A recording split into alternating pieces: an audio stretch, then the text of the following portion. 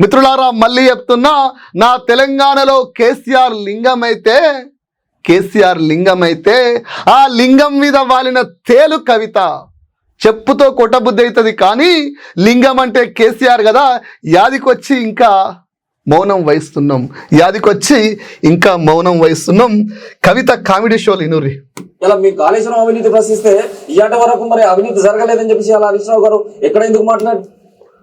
గీ ఆల్బిత్రిగాడు, గీ బిల్లి బిత్రిగాడు, గా జాగృతోళ్ళు కాళేశ్వరం మీద కామెంట్ చేసే స్థాయికి వచ్చిర్రా.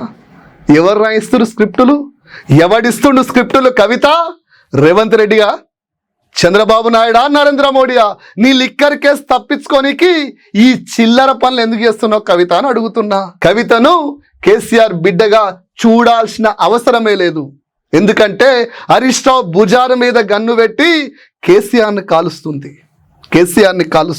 చాలా మంది కవిత విషయంలో ఇంకో రకంగా మాట్లాడుతుర్రు.